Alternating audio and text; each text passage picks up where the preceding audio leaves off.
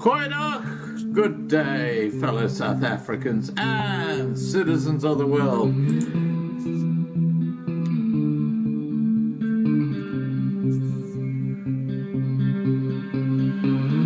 I've been looking around for salvation.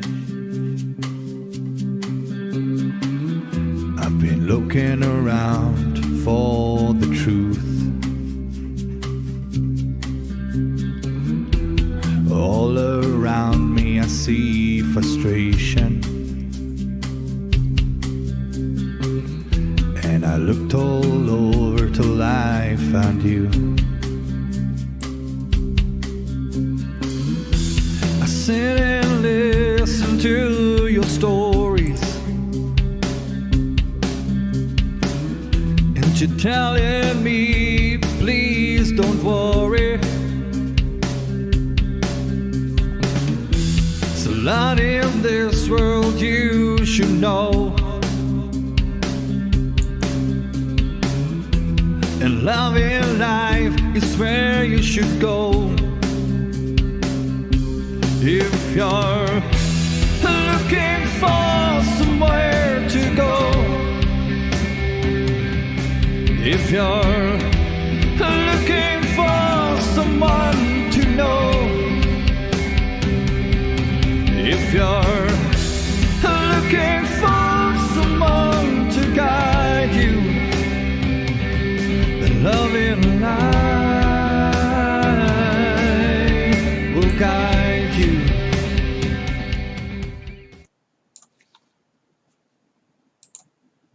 Goeienaand, good evening, fellow South Africans and citizens of the world, and welcome to tonight's live stream.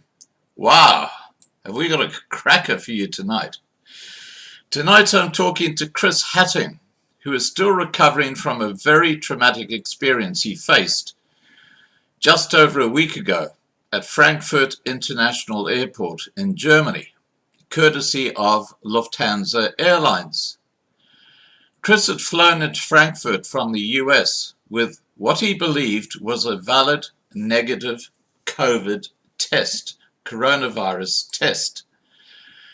His story is quite extraordinary and mirrors the manner in which George Orwell talks about Big Brother in his book 1984.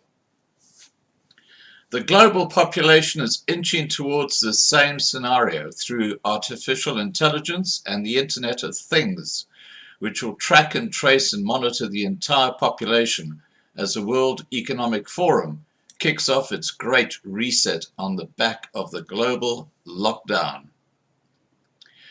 We live in very troubling times, and Chris's story tonight will have you gobsmacked, or leave you gobsmacked, when you hear what he has been put through at the airport and the lack of empathy anyone had regarding his dire situation.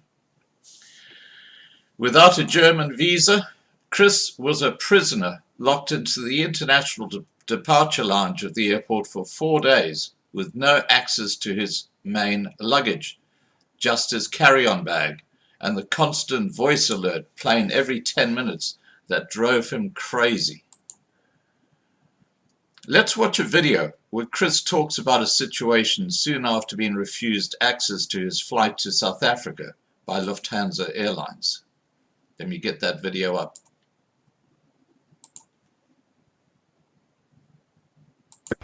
Okay, it is 7:25, and for the first time ever I've seen people late for appointments in Germany, which has had me very stressed out. Thank God they've just arrived, and I've arrived here, and it's not just me, it's a whole lot of other people that are also here with the same issues,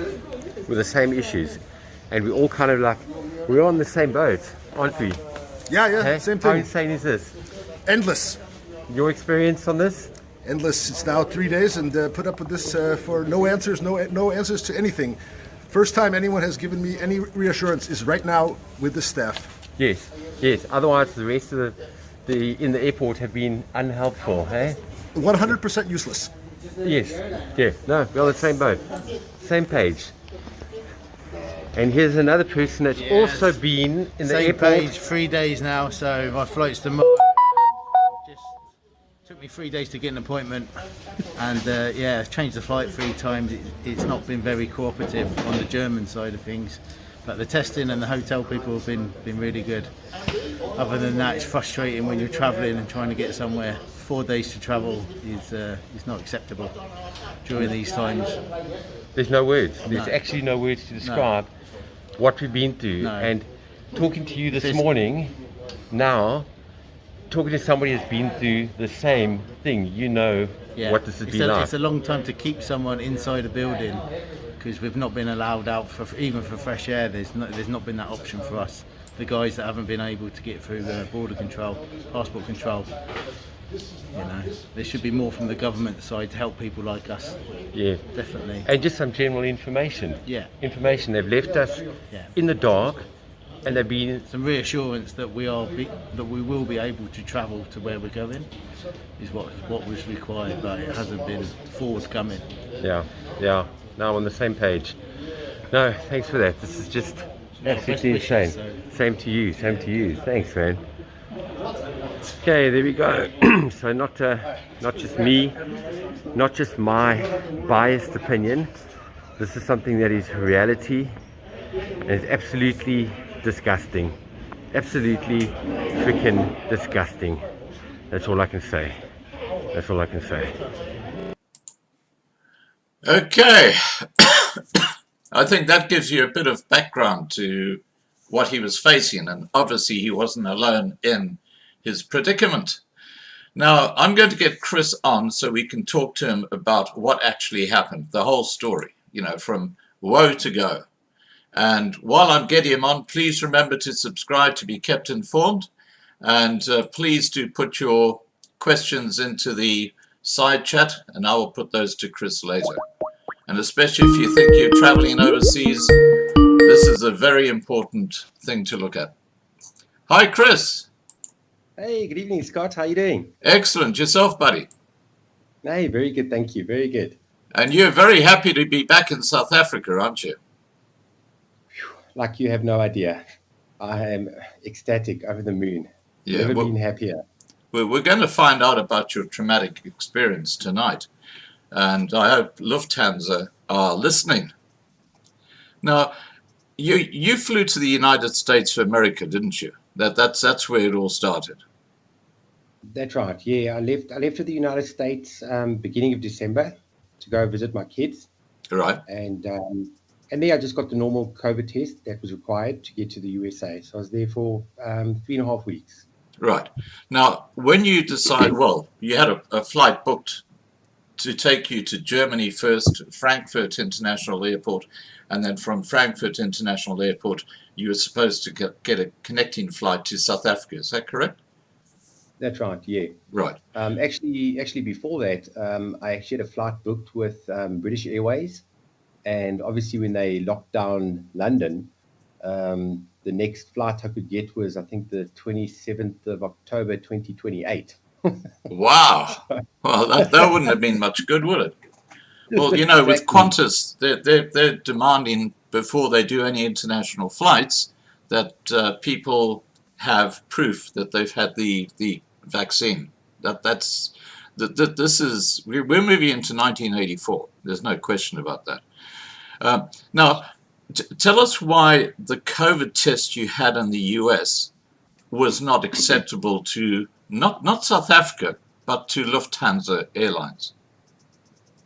Yes, that's the part that confuses me because when I was leaving Jacksonville, Florida, I went to a company called Med Express. So they're a proper institution that do proper COVID tests. And I knew I had to get a COVID test before coming back home. So I said, I want to get a COVID test. And they said to me, which one do you want to get? So I'm like, well, what are the options? They said you get the PCR test. Now, the PCR test, they said to me, takes 3 to 4 days to get the result. I said, but I'm flying within 72 hours. So, it doesn't take rocket science. That doesn't make sense at all, because how can I fly within 72 hours and only get the test in 3 to 4 days? Right. So they said, obviously you can't do that one. So I said, what's the other option? And they said it's called the antigen rapid test. And they asked me where I'm flying to. So they looked on their little computer and they said, yes, that's fine. Where are you flying to your in-between flight? So I said, it's Frankfurt. They said, is that just a connecting flight? I said, yes, it is. So they said, you're not allowed to leave the airport. All cool. So I got that test done and I had the results probably in about 3-4 hours. They emailed it to me. And then I left Jacksonville on Wednesday. And then on Thursday morning at about 8 o'clock, I got to Frankfurt. So as I arrived, I went to the help desk and I gave them my COVID test. I gave them all my papers and they printed me out a boarding pass. Okay. So they didn't tell me anything was wrong at Yeah. that point. Now, and that was just before having a 12-hour layover. So okay, you've got your boarding pass, and you join the queue with everybody else to get on the plane. Hmm. What happened? And I think it's quite interesting that the call that we're having right now is 8 o'clock, exactly 2 weeks ago to the day. Wow. So we're getting ready to board, and I show them all the information, and the person says, they said, no, sorry, you may not get on the flight because you have a rapid antigen test, which is not good enough. We require the PCR test. So I explained to them, listen, I'm just come from the States, and they told me it's 3 to 4 days, so there's no ways I could get it done. And they said, sorry, nothing we can do. It was like talking to a brick wall. I would have got a better reaction out of a brick wall, to be honest with you. Now we're talking about the Lufthansa support staff. Okay. No, these are the people at the boarding gate. Yeah, but aren't they Lufthansa people? Yes. So what happened then is they said to me, well, you must go to the help desk, which is immediately what I did. So Right. I knew the queue would take about probably an hour for the pre-bookings, right? Yeah. So I quickly ran across there, showed everything to them, and they still said to me, they said, sorry, on our computer system, it says you have to have a PCR. That reminds me, you know what that reminds me of, Chris? That reminds me of that comedy series called Little Britain, where, you know, that guy sits behind his computer and he's going like this, with his hands. Let me just put on so people can see what I'm talking about. Where are I? Hang on, give me a second. Okay, there we go. Yeah, so you got this guy sitting behind his computer, and he's got this really not interested look in his face, and he's going like this with his fingers on the keyboard. And he was the guy who said, "I'm a lady." You know, the one from Little Britain who said that? The same guy played the guy behind the computer. And he's this guy asks him something, and he says, "Computer says, nah." So that's basically what happened to you. That's it. Yep. So straight away, I phoned my wife, obviously in South Africa, and I said, listen, here's the story. So she went online onto one of the government websites. Yeah. And she saw it, and it said there that coming into South Africa, as a South African, all that is required is the rapid antigen test. And then I get off the phone, I explain this to them, and I said, my country says it's fine. Now, what you guys being the airline, how can you overrule a country? I said, no, sorry, that's what the computer test says. So now everybody's starting to board, and now I'm like freaking out, thinking, right now you're stuck in this place. I'm stuck in the place, and now, so what they said to me is, they gave me a piece of paper with a QR code, and now when you change a booking, you're only allowed to do it once. So they said to me, all right, what you have to do is you need to scan this QR code, make a booking with the doctor that will come to the airport to make a house call. I'm like, right, okay. And they said, sorry, we can't change your flight until you show us that you've made the booking and you paid for it up front. Wow. Now, before we go any So, further, I just want to say I started off this video with your clip where you're actually talking to the other guys who were waiting outside to have the COVID test done. And they were saying, yeah, you know, we've been here 3 days as well. Please, back to you. yeah, I wish I met those guys in the beginning, because it Yeah. was quite lonely. Oh, I So, bet. but they were scattered all over. Yeah. So anyway, you got this QR code, and then what happened? And then then I went online to see when the next doctor's appointment availability was, and it was 7:15 on Sunday morning. So I made the booking straight away. Then thank goodness you can't even pay with a credit card. You have to have PayPal. So thank Wow. goodness I've got PayPal installed on my phone. So what if And you I had don't have PayPal? That's exactly what popped into my mind when I was doing it. And I thought, thank goodness I have PayPal. What about a poor person that doesn't even know how PayPal works? Then what? Yeah. So anyway, so I made the How much payment. was it? Rand, it was like just on 7,000 Rand. Just for a About test? 345 euros. 7,000 Rand for a COVID test. You are joking. Yep. What did he do? insane. Did he give you a all over? Did he just, what else did he do for 7,000 Rand? Oh, just- no, I had a full massage, the works. Oh, beautiful. This sounds like friends with benefits to me. You know what I mean? You've got to get value for your money. So he just stuck this thing up your nose for 7,000 Rand. Yeah. And let me tell you something, Scott. I had the test in South Africa. I had the test in the USA, and it looks like obviously like a cotton bud, and Yeah. it's about the size of a cotton bud, and it's about that long, right? Yeah. The COVID test that I got done in the airport. Oh my goodness gracious! The people before me, the ladies, they were screaming and Oh, no. crying from the Oh, no. pain, screaming. I Was wish this I got that on video clip, but I didn't. a doctor or a butcher? Tell me about it.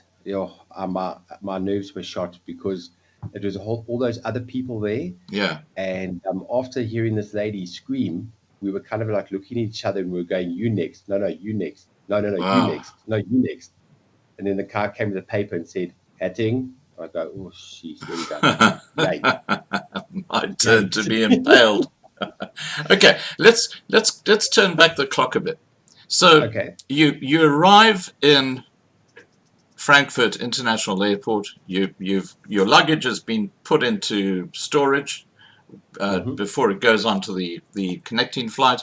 Now they're saying to you can't fly because you don't have a valid coronavirus test as far as Lufthansa is concerned, not as far as South Africa is concerned. And because it's not good enough for Lufthansa, you now have to get the test done at Frankfurt, inside the airport, because you don't have a visa. Tell me the implications of not having a German visa on you for those 4 days. Well, not having a German visa obviously means that you may not leave the airport at all. So you're basically confined in that transit area, which is a smallish area. And so I said to them, where do I sleep? What do I do? And they said, no, there's a little hotel. I can't remember what they're called. They're sort of like these miniature little hotels. Yeah.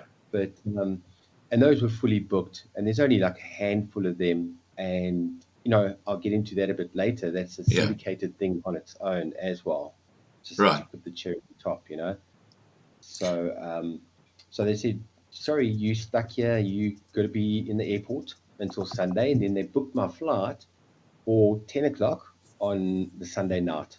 So then I knew, okay, now I'm stuck in the airport for the next basically 4 days. Wow. And before that, obviously I had a flight coming from the USA, so I hadn't slept 24 hours prior to even arriving at the airport anyway. We'll get to the sleep side in a moment. What I want to do right now is show another video that you actually produced. And this is where you're not wearing a mask, and you're walking around this. Sorry, you are wearing a mask. And you're walking around this huge Frankfurt International Departure lounge. It's 2 o'clock in the morning or something like that, and there's not a soul in sight. But if you take your mask off, you're in trouble. Let me just show that video clip. It goes for about a minute. You won't see it, but just keep quiet in the background. I'll get back to you once we played it, okay? Okay, Here we go. Right. Holy moly, it's like a freaking mortuary here. Absolute mortuary. Check that out. All the way down there. All the way down there. Not one person. Not one person. I'm the only person in the Frankfurt airport at 2 o'clock in the morning. The only person. Do I really think I have to have my mask on if I'm the only person in the airport? I better social distance. Okay, be careful. I'm a little bit too close to the escalator. Oh, Chris, be careful. Social distance from the escalator. Oh, wait, I'm getting close to a pillar. Oh, social distance. Get away from everybody and everything. All no people in the airport. All no people at 2 o'clock in the morning at the airport. I'm going to play that again, Chris, because I actually had you on the screen. Hang on, here we go. Oh, sorry, guys, here we go. Yeah. Absolute mortuary. Check that out. All the way down there. All the way down there. Not one person. Not one person. I'm the only person in the Frankfurt airport at 2 o'clock in the morning. The only person.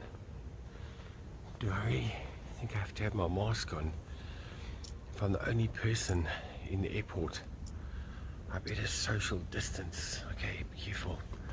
I'm a little bit too close to the escalator. Oh, Chris, be careful.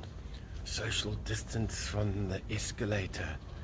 Oh, wait, I'm getting close to a pillar. Oh, social distance. Get away from everybody and everything. All no people in the airport. All no people at 2 o'clock in the morning at the airport. Okay, I've just played that clip. Now, you're talking about social distancing in a totally empty airport. Tell us what happened. You had a confrontation with the policeman in that departure lounge, didn't you? Give us the environment you were in and what actually happened. Well, I must say, I actually had quite a few encounters with the airport police. They walk around like a pack. They always walk around in threes, and they're like the watchdogs of the airport.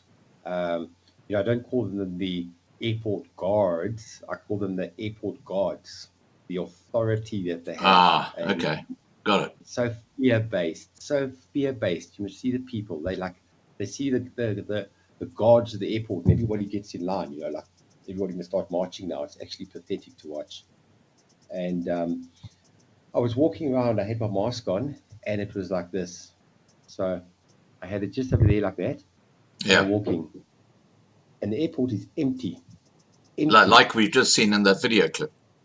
Like we just seen in the video clip. And it was also about 3 o'clock in the morning. It was like very shortly after I did that. And he walks past me. It was the three of them, and the one jumps forward, and he's like, well, he's talking in German, and he's like going, put a mask on, put a mask on, put a mask on. And I thought, yes, like, holy moly. Now I'm going to get arrested. Oh, the guy was having a fit. And I think to myself, oh my word. And he's like, nobody in the airport. Just crazy. I shook my head thinking, what am I dealing with here? This is insane. Yeah. Insane. Absolutely incredible. Now, how could they arrest you because you didn't have a visa? How would they take you out of the airport departure lounge to a police station for breaking the law, seeing that you didn't have a visa? I mean, that's a bit of a dilemma for the police, isn't it?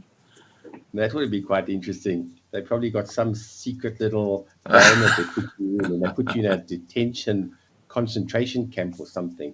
Yeah. No. Now, this is where it gets totally crazy. because there is one little part of the International Departure Lounge in Frankfurt where you can legally take your mask off. What is that place, and why can you take your mask off? That is, Scott, the smoking lounge, the lounges in the airport. So, you know what? I was happy. I'm a smoker, so I was very grateful to the cigarette companies of making such a nice little spot to be in. I think there's about 1, 2, 3, 4 different smoking lounges. Right. And what I found so fascinating is you want to do the social distancing, you've got to wear your mask and all that type of stuff. And the moment you walk in, you do this. You open the door, you take your mask off, and you sit, you light up. Everybody's on top of each other, you're chatting to people, and you're allowed to sit, smoke in the airport with your mask off. That defies the logic of everything. Well, it's rather like in South Africa where you're banned from walking on the beach. I mean, there's absolutely no logic in that at all. I just think this whole thing is part of the control mechanism that they're bringing in over humanity. And this is kind of making us submissive to their instructions. What are your thoughts about that? We have nothing to fear but fear itself. Yeah, That's by Franklin D. Roosevelt. yeah, And all it is they're creating fear. You know, I was thinking about it, well, actually, before this whole ordeal, you know, I was working out a little bit on the controversial side. You know, you look at this pandemic and the death rate worldwide is 0.0001%, 2%, something like that death rate, and they shut the world down. yeah. There's People something are very feeling sinister. popular. There's something Yeah, very people- sinister going on behind the scenes. That's for sure. Oh, big time, big time, big time. Now, while you were there, you met some Algerians in the smoking lounge, and I've got that video clip here, so I'm going to play that, and then we'll get back to you and we'll talk about that, because it's about this very Okay. subject. Give me a second, I'll just get this up. Perfect. Okay, it's 11 o'clock on Saturday night, the 9th of January, and we're sitting here in the smoking lounge, and we're coming to a consensus with very good friends of mine that I've met that come from the same continent as me. They're from Algeria, and myself being South Africa. So we were just having a discussion now about what we all think about what COVID is. So, guys, what is your consensus on what COVID is? Give me an idea. What do you think COVID is? It's fake news. Fake news. Yeah. Exactly. What do you think COVID is? COVID is a big big lie. A big lie. Okay. Exactly. Right then, where are we over here? Let's go to over there. What do you think COVID is? Fucking shit. Exactly. Yeah. It's a hustle way. Hustle way to just make money. Yeah. Yes. Exactly. To make Vaccines. trillions. Yeah. Yeah, just game. Hijo de puta. Bullshit. Puta madre. Okay, so... Okay, we've just watched that video, Chris, and yeah, look, I think those guys had hit the nail on the head there. All right, so we've talked about how the police were like stalking you the whole time, and it's not. Backtrack there. Yeah, We'll backtrack as to why they were stalking me. yeah. Tell us. Right. So here we are. We're getting to really like 48 hours in. So I suffer from TLE, which is called temporal lobe epilepsy, Right. and I suffer from anxiety and panic attacks, and I'm on chronic medication for that. I have been on that for nearly 2 decades now. I've mostly got it under control. Haven't had a panic attack for many years. I've got mechanisms, and it's real. it's really not an awesome condition to have. But yes, I am on very light medication, but it keeps everything at bay. And you see, when I packed, I put everything in my suitcase to come back, and I put just enough medication for basically 2 days for the trip coming home. So I went to the Lufthansa help desk and I explained to the lady, and she was one lady that was actually quite helpful. And I explained the situation to her, and she said, well, we're not allowed to go to the luggage section. We have to go to customs and basically the airport police. Okay. Yeah. So off we go, walking up here through there, we get to the office.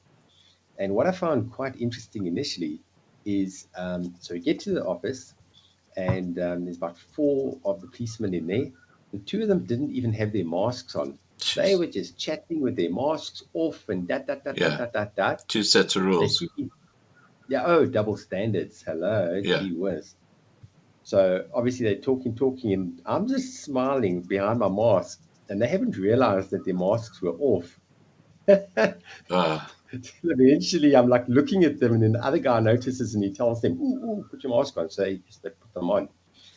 But so anyway, so the lady from Lufthansa explains to the guy in German, "Listen, this is the story. I need to get my medication from my suitcase." And the main head guy, I wish I caught his name, but so anyway, so she explains everything, and then the guy looks up at me, and he like arrogantly looks and he goes, "That is not my problem." And I kind of like said, "But listen, excuse me, I need my medication. It's not my problem." And you know, when you kind of like you're loss of words, I thought, am I really hearing this? Yeah. You know, what if it was a life and death situation that you did not have the medication, you can peel over and die the next day? I mean, that's reality, you know. And so anyway, then he says to me, now listen to this, Scott. This is you're gonna fall off your chair. Yeah. He says to me, looks at me and he goes, "You know what? I am not happy with you walking around in my airport." And I looked at him and I thought, who died and made you God? Is he the God of the airport? Yeah. I mean, really? Not happy for me walking around in What was your other option? Exactly, that's the whole thing. You're stuck in there. So anyway, carry on. Stuck there. Yeah. So he says, so he says to me, well, your COVID test is beyond 72 hours, so your test has expired. Your test has expired. So I reckon, okay. So then he says to me, I want you to follow that lady, go back to the Lufthansa lounge and sit there for 2 hours, and then I will come in 2 hours, and then I will decide what I'm going to do with you. What? And now my brain is going, oh my word, are you chuck me in jail or something? That was panic. It was panic attack through the roof. I thought, oh my word. So so they're kind of like walking back, and then the lady went behind the counter and she had to go for her shift had ended. So she said, "This is where you wait." I was out of there. You know, what I did was, you know, for the first part, I had my Batman mask on, right? And what I did immediately was I went to the smoking lounge and I hid in there, took my Batman mask on, and I quickly put my Superman mask on. I put my glasses on. I took my tracksuit top off. I was like, put myself in disguise because I don't want these guys to catch me. So and you still didn't get your medication? No.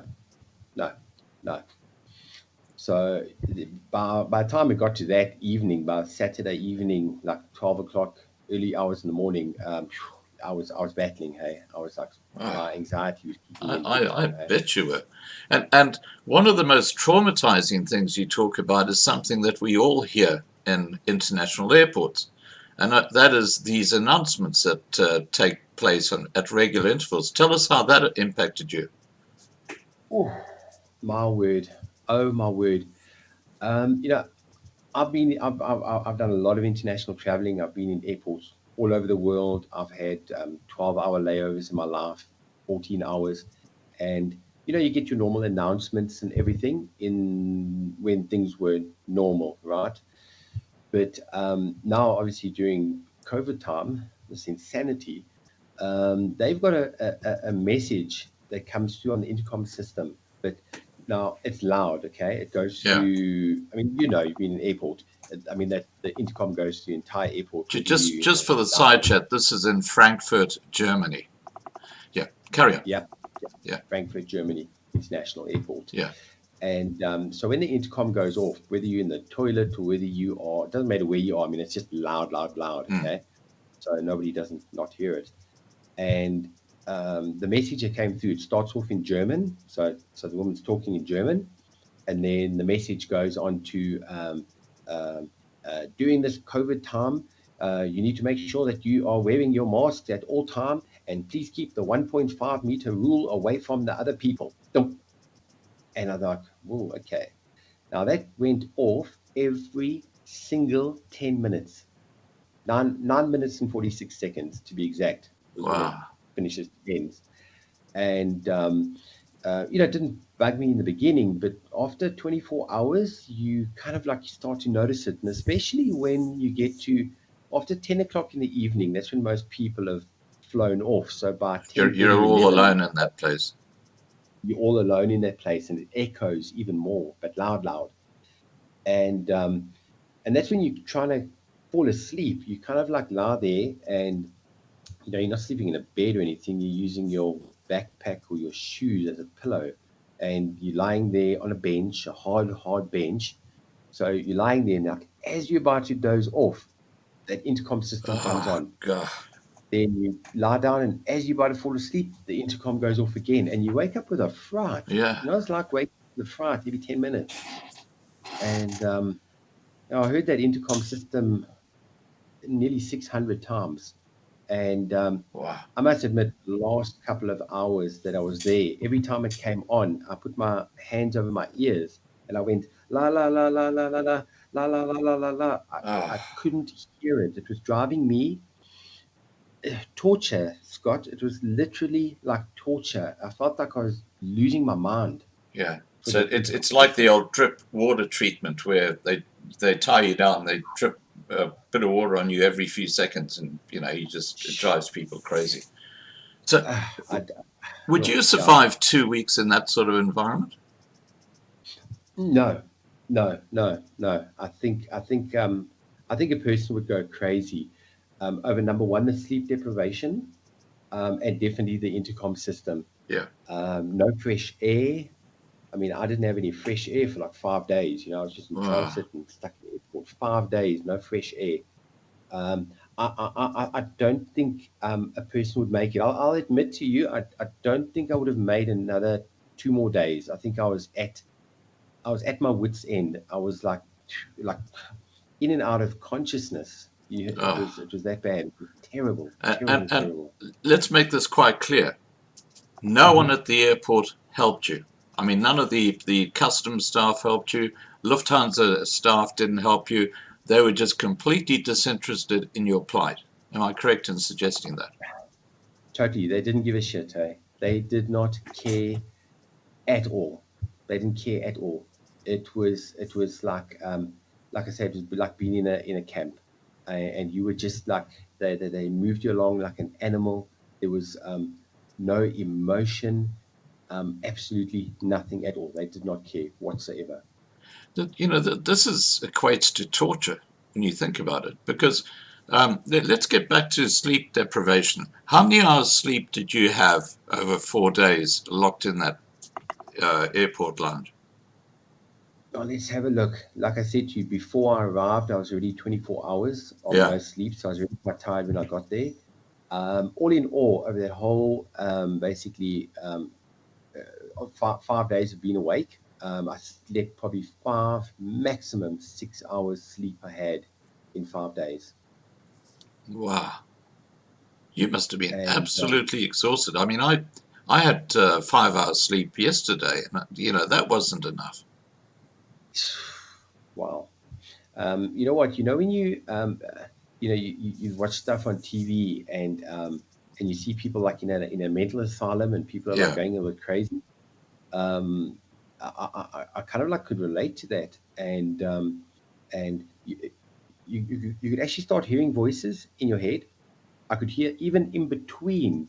So every 10 minutes the intercom went off, but even in between, I could still hear the intercom, the voice in my head, and it's like your brain goes into a different mode, and it's like I call it a glitch in the system, like in the Matrix, where you kind of like walking and all of a sudden you see it go, and you're kind of going, whoa, did I really see that? You actually Wow. start hallucinating from lack of sleep, and I was scared. I felt helpless. I felt powerless, and I was so scared. I was absolutely petrified.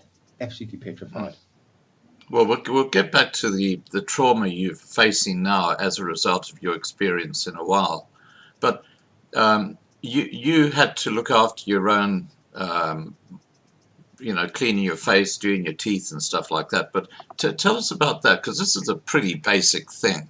What was the experience around that? Did anyone hassle you for cleaning your teeth in the men's washroom or something like that?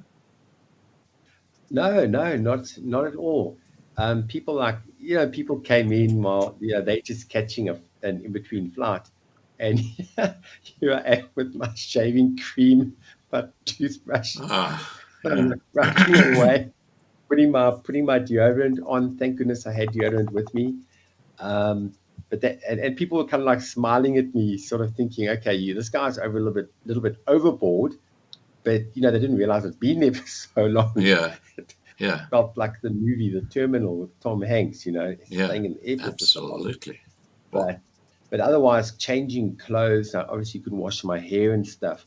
It's not nice being in the same clothes for so long. And yeah, because all your clothes were in your bag, which you couldn't get to, so you were stuck with the same clothes for basically 5 days, weren't you? Yeah, that's right. Yeah.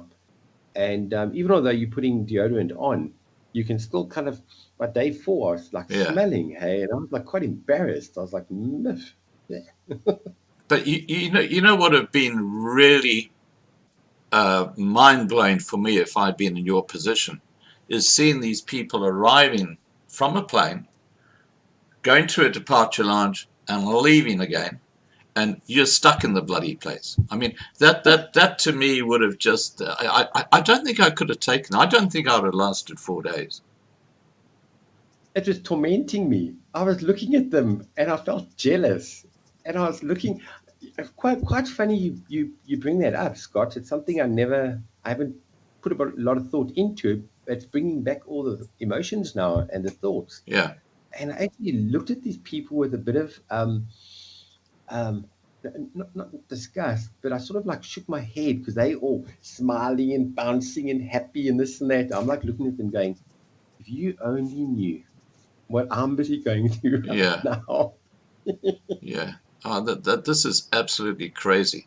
And one of the other illogical things is that if you're drinking a cup of coffee or eating food, if you're sitting down, you can take your mask off. But over to you. Tell us about that situation. Sure. I'll tell you 2 things. The first one was obviously having to eat. Now, number one, the prices in that airport. Oh my word! Looking at like just a roll with like ham and tomato on it was like relating it rand wise, it's like 300 rand for a roll. I thought, my word! I mean, this cost me a fortune. So let's take a hypothetical situation. Okay, now you're stuck there for 4 days. Like your medication, say you'd only taken 10 euros with you because you knew you were catching a flight to South Africa and you didn't have a card. They weren't handing out food parcels to people stuck in the airport, were they? So how would you have survived? I thought about that. I don't even want to think about it. They would leave you a net. You'd have to actually walk to other people and come across like a beggar. So you'd have to beg. You'd have to beg, yeah. it's the only way that you'd be able to get any type of food into your body. Yeah. Yeah. And just to be quite clear, Lufthansa Airlines put you in this predicament, and you were stuck in the Frankfurt, Germany International Departure Lounge. Just for people who are joining us now. Okay. Right. Yeah. Now we've talked about let's get back to the food situation. Okay, so if the food's expensive, but you can take your mask off while you're eating the food. But tell us the whole story. So anyway, so the moment you get your food, if you're standing up, okay, at the airport, obviously you've got to have your mask on. Then if you're standing and you take your mask off, you're going to get shouted at by the cops, even if you got the food in your hand. But the moment you sit down and you got your food in front of you, you are allowed to take the mask off. And it doesn't matter. You can be sitting like sardines next to each other. As long as you are sitting down, you can take your mask off. So now there again, it goes back to defying the logic of all of this social distancing and masks and all that type of thing. What is the point of it if you can sit down and take your mask off? So, I made one of the clips I made. I kind of took the piss out of it, where it's like, wow, check how clever this COVID disease is. Yeah, I saw that. It's like the South African COVID. It's so damn clever. You've got to have a curfew because during the night it goes roaring around trying to find people. And it's just ridiculous. What a naughty COVID, hey? Yo, this COVID disease has got a mind of its own. Only attacks you when you're standing up. So you know what? Do you know how to become immune to COVID? Sit. It's absolutely crazy, but at least we can laugh about that. Now, jeez, I tell you what. You cut your finger, didn't you, while you were shaving one day?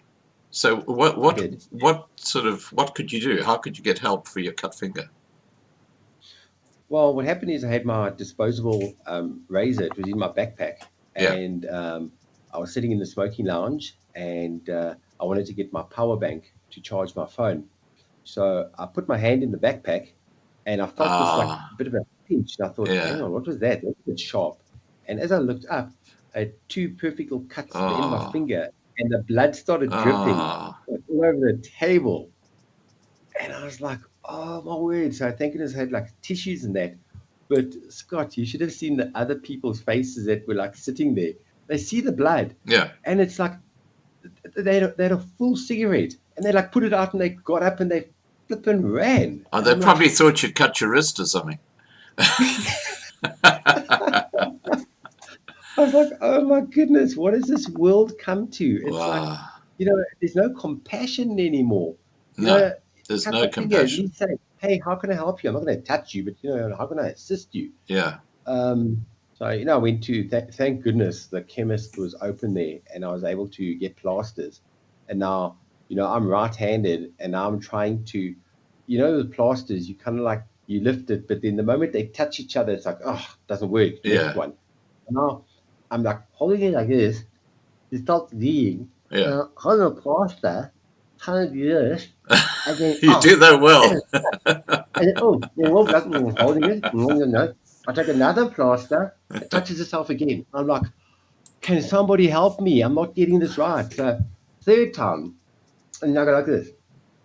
Click on the shirt, on, and then eventually I get it right. And then next plaster on, next plaster. But there's nobody to help me. Yeah. That's why I felt so powerless and helpless, Yeah. No, the world has become very, very cold, hasn't it? I mean, it's actually quite sad how people just don't care anymore about anybody else. It's become a very strange, hostile world. Now, your eyes, in some of the videos I looked at, and you did a great job, by the way, with your video blogs, which you had during your time in the airport. Your eyes were dilated, and the whites of your eyes were red. You basically looked like you were stoned on something. I guess it was just because of your condition being put into that environment with no sleep. Totally. When I was doing the recordings myself, I was actually looking at my eyes and I thought, They oh look a my lot better word. now. Yeah, check. They're white and undilated. I'm normal. Yeah.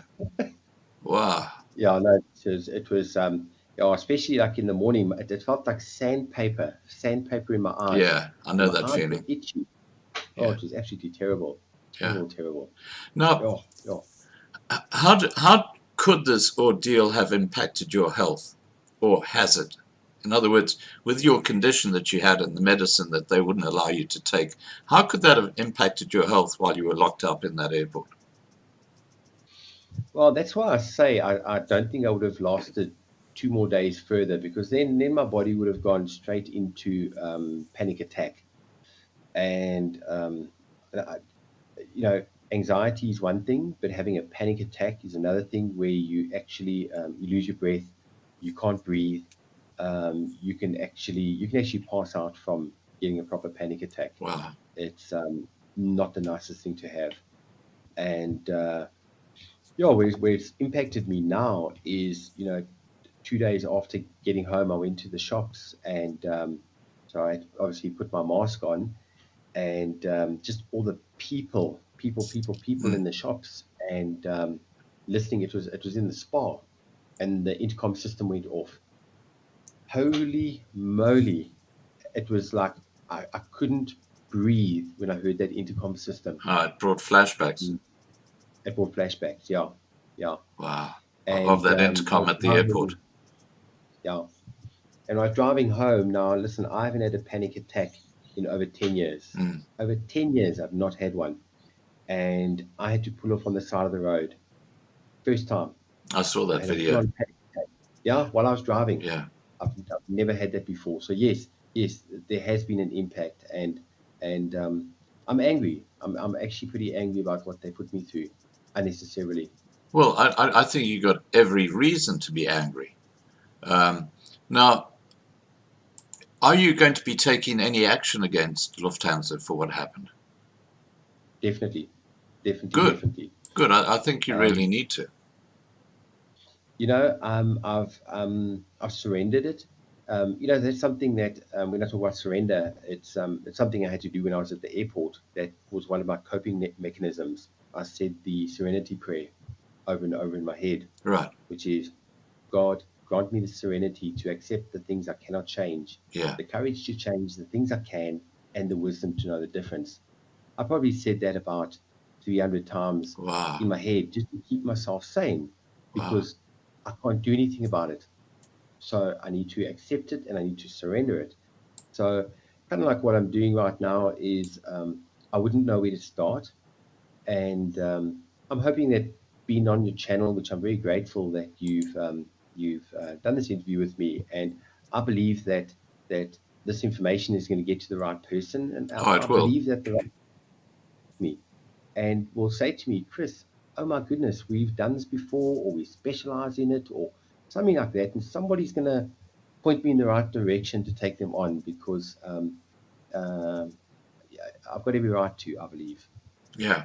Now, did you, when you actually left Frankfurt International Airport, when you got on the plane, because you now had a legal COVID test according to Lufthansa Airlines, did anyone apologize to you, or was there any sort of empathy to what had happened to you by the Lufthansa staff?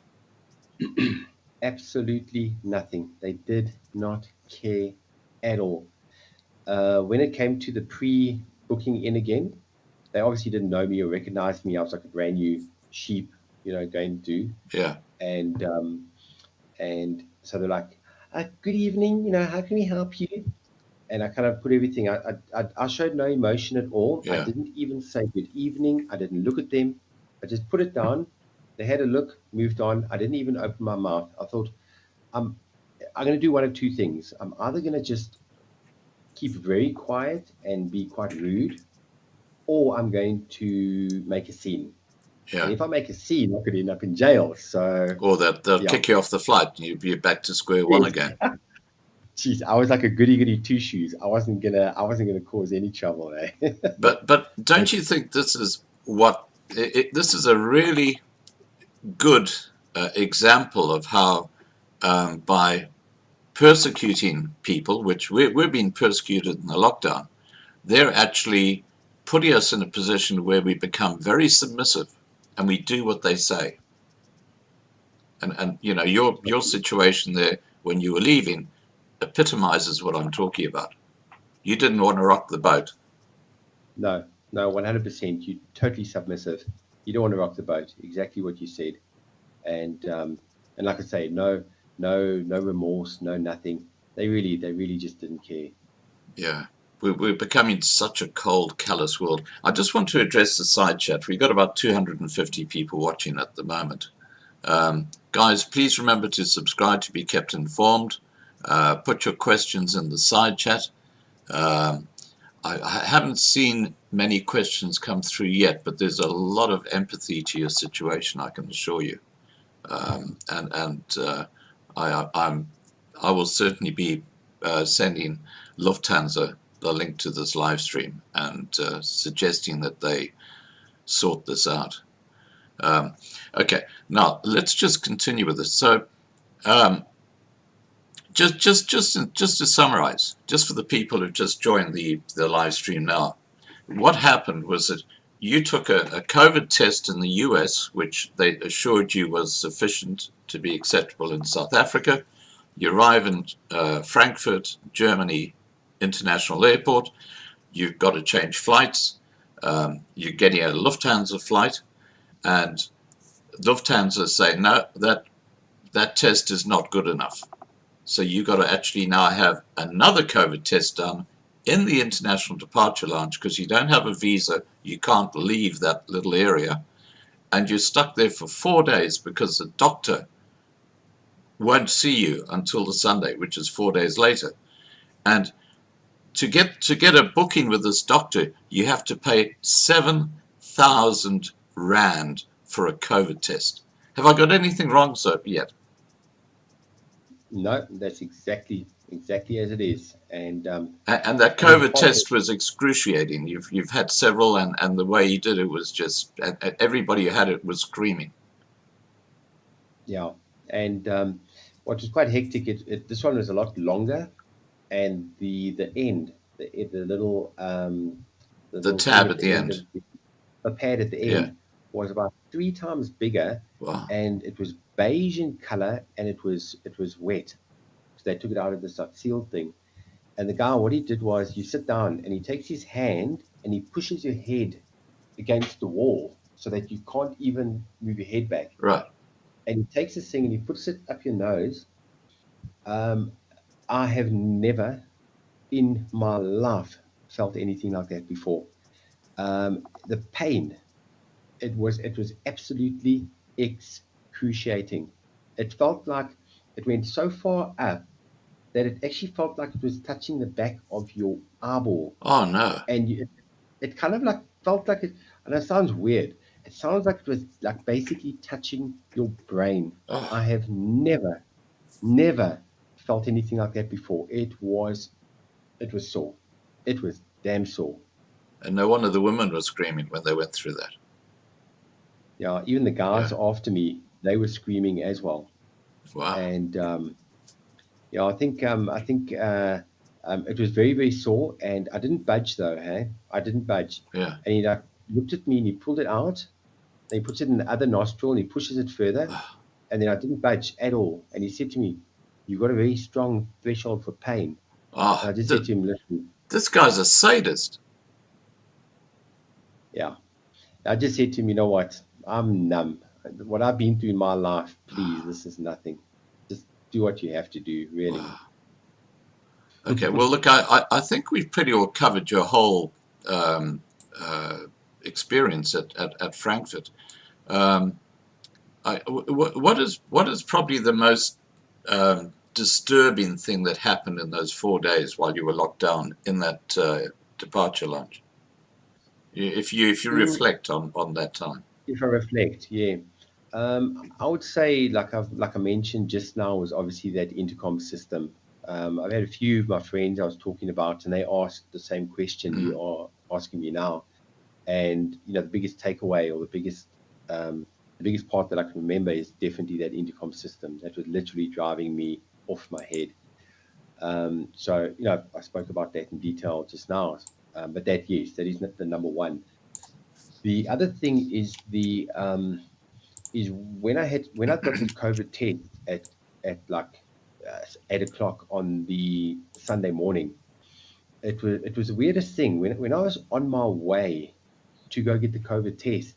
I called one of my videos Judgment Day, I saw that, yeah. and it felt like I was getting crucified for something that I didn't do. I did everything correct on my side, and it's like getting you like a criminal for being innocent. It was like that really made me angry, and so anyway, so what I was so worried about is when the panic kicked in. I thought to myself, Scott, is I've been in America.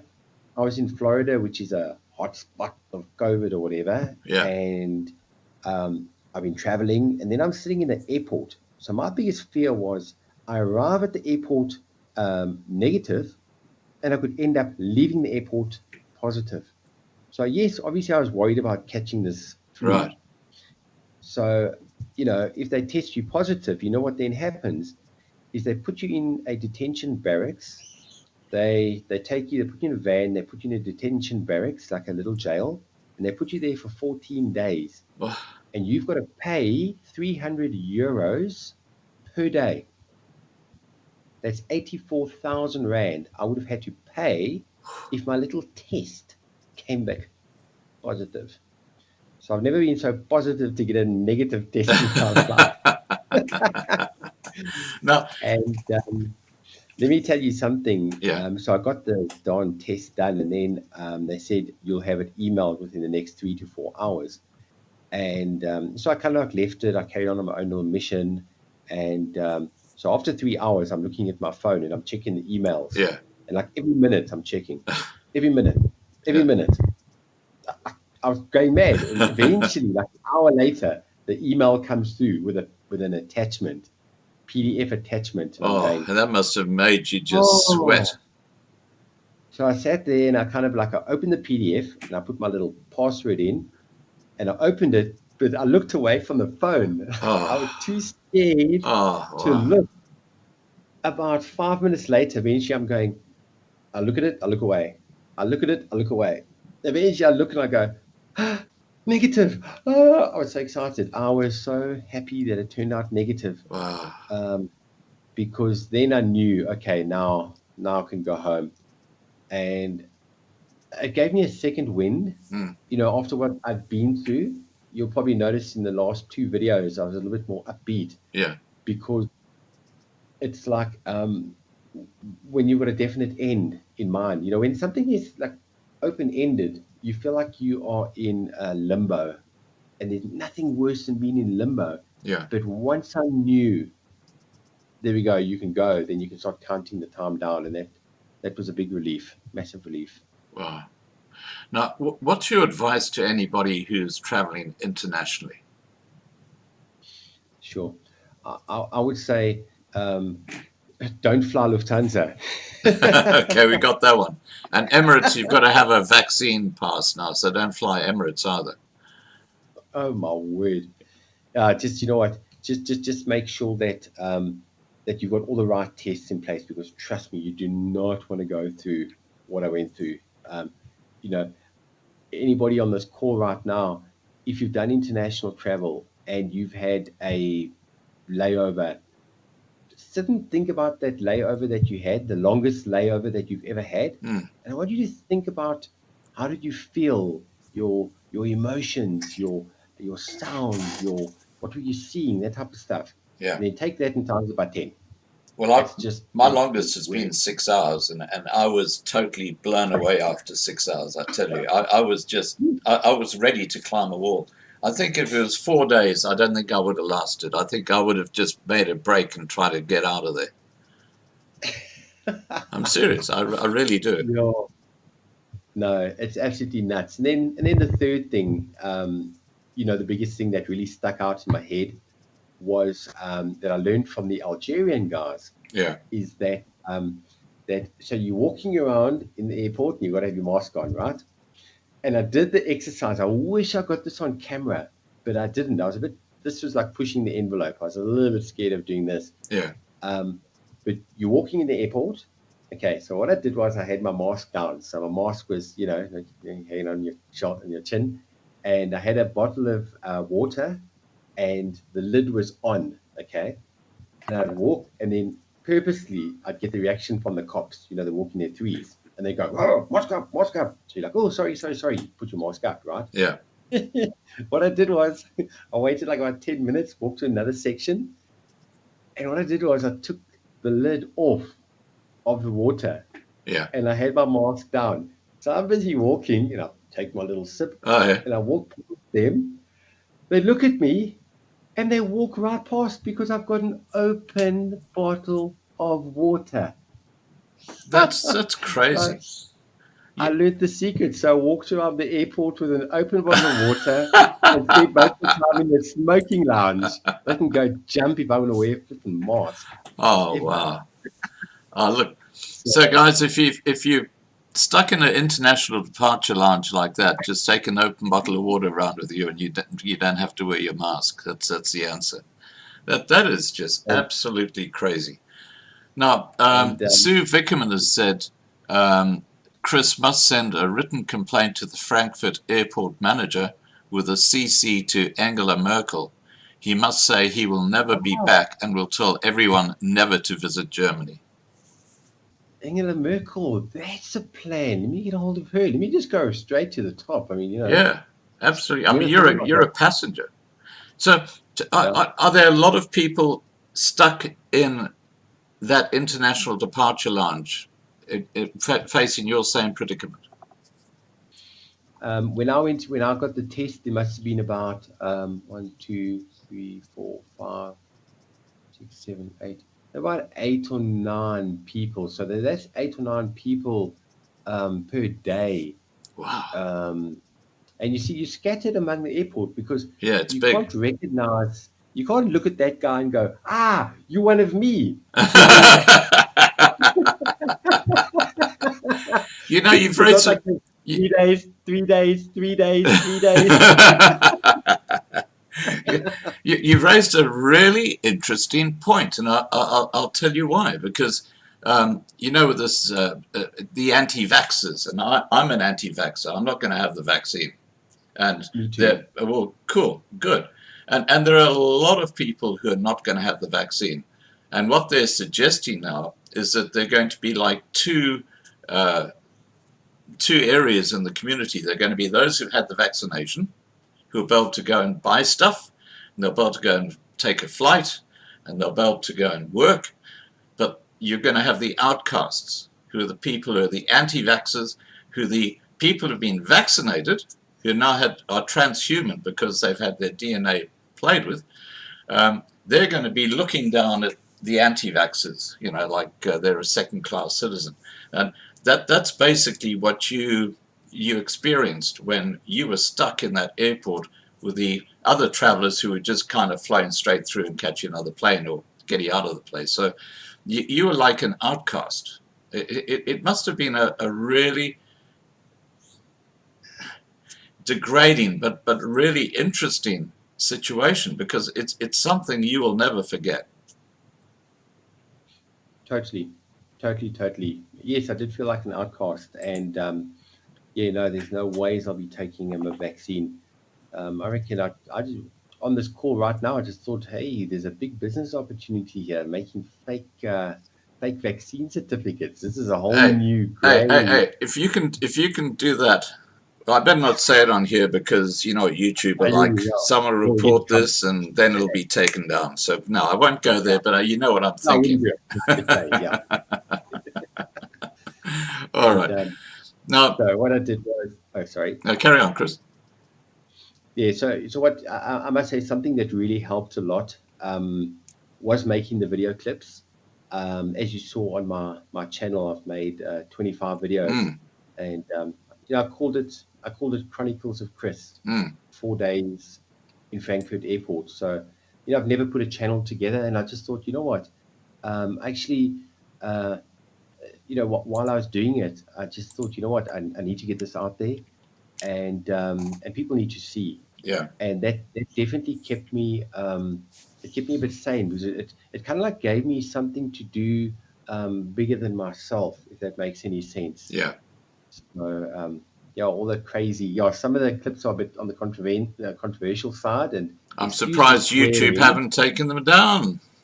This is I just while I'm on this point, guys, we have a new platform we're transitioning to called lovinglifetv.com. Please register there, because we are getting the heck out of YouTube. We've just had enough. I mean, if Twitter can censor the president of the USA, and YouTube can do the sort of stuff that they're doing to channels like mine, then you've got to go independent. Because if you've got a channel on YouTube, you can't tell things that are factual to you, because they will take it down. So YouTube is in effect becoming fake news, just like the mainstream media. Do you agree with that, Chris? Oh, 100%, 100%. Yeah. And that's kind of like, I hope it doesn't get taken down. There will be, I'll get it out there either way, you know what I'm saying? And I need to let the people know the truth. Yeah. Let people know the truth. And I think we're pretty safe with this live stream video. And what we'll do is we'll actually bring it over across to it is actually on lovinglifetv.com as well. So no, I think we're pretty safe for this one. But yeah, you just got to be so careful what you say. One wrong word, and boy, you talk about being guard in the airport. Talk about being guard on these big digital platforms. It's just absolutely ludicrous. All right, well look, carry on, Chris. Something that actually just popped into my head right now when you mentioned the word guard, G-A-U-R-D, guard. Yeah. I'm not going to tell the whole movie, but about 10 years ago, there was a movie that came out called The Experiment. And it's so true to what's happening in the world today. There's an advert that goes out in the newspaper, and everybody's got to apply for this experiment, and you'll get paid like $100 a day for 2 weeks. Right. So all these people apply, and they come in for all these psychosomatic testing and this and that and da-da-da. They choose 20 people, 20 arbitrary people. And then they come to a venue, they put them in a bus, and they ship them off to like this warehouse. And what's quite interesting is they're in the bus for a couple of hours, and they're making friends with the person next to them and everything, all social. And as they get to this warehouse, they were blindfolded, and they open the shutters, and it looks like the jail cells. And what they did was, as the people were walking, they said 1 left, 1 right, 1 left, 1 right, 1 left, 1 right, 10 this side, 10 that side. No human interaction. It was all done from speakers and everything. And they got given their rules.